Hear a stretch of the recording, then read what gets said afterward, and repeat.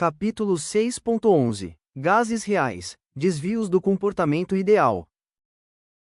O gráfico de PV em função da pressão de um gás ideal produz uma linha reta, quando qualquer aumento na pressão do gás é compensado por uma diminuição no volume. Sabemos, entretanto, que esta variação de pressão tem um limite, porque um gás não vai deixar de ocupar espaço. Quando um gás é comprimido, as moléculas se aproximam muito e surge uma força repulsiva, que se opõe a qualquer diminuição adicional de volume. Seria esperado, portanto, que a linha PV versus P se curvasse para cima em altas pressões, um comportamento observado experimentalmente para todos os gases. Quando as moléculas ficam muito próximas, ocorre uma repulsão quando suas nuvens de elétrons entram em contato. No entanto, a distâncias maiores, as pequenas variações estatísticas na distribuição dessas nuvens de elétrons originam uma força de atração universal entre todas as moléculas. Quanto maior a superfície da molécula, maior será esta força atrativa. Enquanto a energia do movimento térmico predomina sobre as forças atrativas, a substância permanece no estado gasoso, mas em temperaturas suficientemente baixas, as atrações dominam e a substância se condensa em um líquido ou sólido. Esta força de atração universal é conhecida como forças de dispersão ou força de Landau. As forças de maior magnitude são a atração entre as forças entre dipolos ou ligações de hidrogênio, porém estas duas forças ocorrem em moléculas que têm grupos de átomos específicos, como C-O e NH.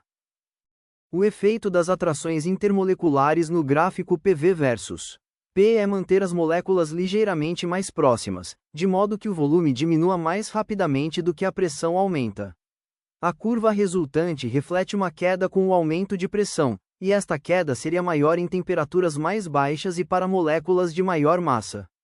Em pressões mais altas, no entanto, as forças repulsivas começariam a dominar, e a curva acabaria por dobrar para cima como antes. Os efeitos das interações intermoleculares são mais evidentes a baixas temperaturas e altas pressões, isto é, em altas densidades. Conforme a pressão se aproxima de zero, o comportamento de qualquer gás se aproxima daquele descrito pela equação de estado do gás ideal, que deve ser entendida como uma relação limitante. Equações de estado para gases reais. As interações intermoleculares em um gás real podem ser consideradas através de abordagens distintas. A primeira resposta para esta questão foi proposta pelo cientista holandês Van der Waals em 1873, ao reconhecer que as moléculas ocupam um espaço que subtrai do volume do recipiente, de modo que o termo referente ao volume do gás V na equação do gás ideal deve ser substituído por um termo, V-B, onde B é o volume excluído, tipicamente da ordem de 20 a 100 cm3 por mol. As forças de atração intermoleculares também atuam para diminuir ligeiramente a frequência e intensidade dos encontros entre as moléculas e as paredes do recipiente. O efeito é o mesmo como se a pressão do gás fosse ligeiramente superior à real. Este aumento hipotético é chamado de pressão interna, e podemos escrever que a pressão efetiva é igual à pressão de um gás ideal menos a pressão interna. Assim, devemos substituir o P na equação do gás ideal por pressão efetiva menos pressão interna. Como as atrações ocorrem entre pares de moléculas, a força atrativa total é proporcional ao quadrado do número de moléculas por volume. Para um número fixo de moléculas, por exemplo, 1 mol, a força é inversamente proporcional ao quadrado do volume do gás.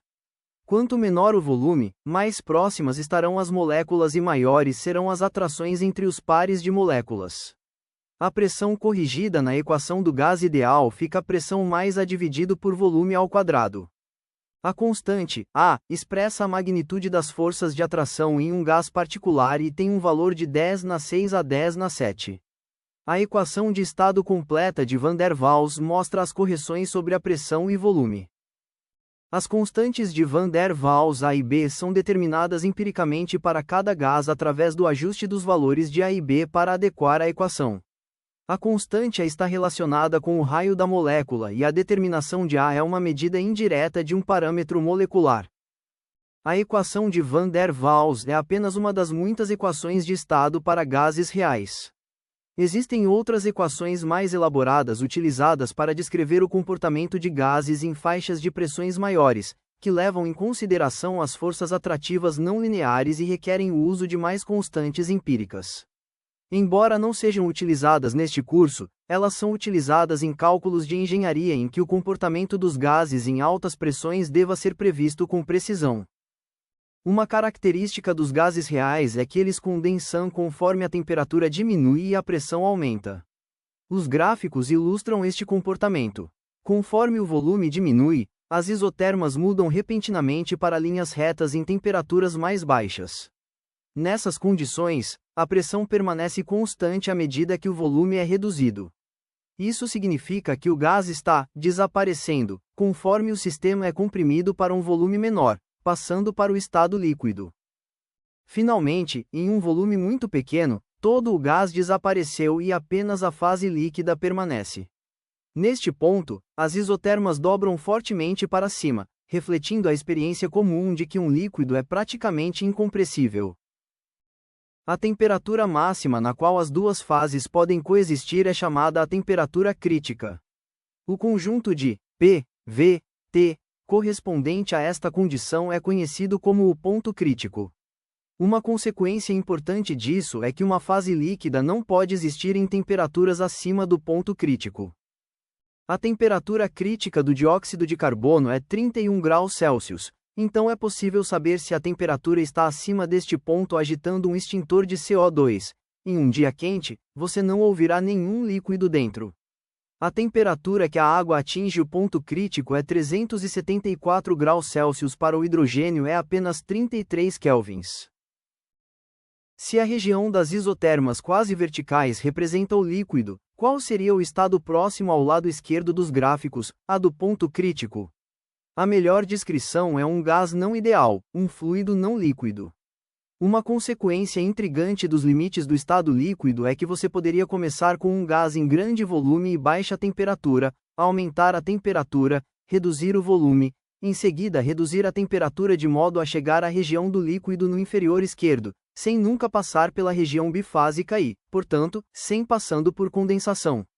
Este fluido acima do ponto crítico é chamado de estado supercrítico, porque apresenta as propriedades de fluxo de um gás e as propriedades de solvente de um líquido. O dióxido de carbono supercrítico é utilizado na extração da cafeína de grãos de café e a água supercrítica pode decompor quimicamente poluentes ambientais perigosos, entre eles compostos organoclorados. Este vídeo foi produzido a partir do livro Química Geral, que apresenta os fundamentos da química para estudantes de graduação, professores e interessados no tema. O link para comprar o livro está no vídeo e comprar o livro estimula a produção de mais material. O autor também publicou outros livros de química e o autor também publicou livros de xadrez. Inscreva-se e dê o like para ajudar o canal.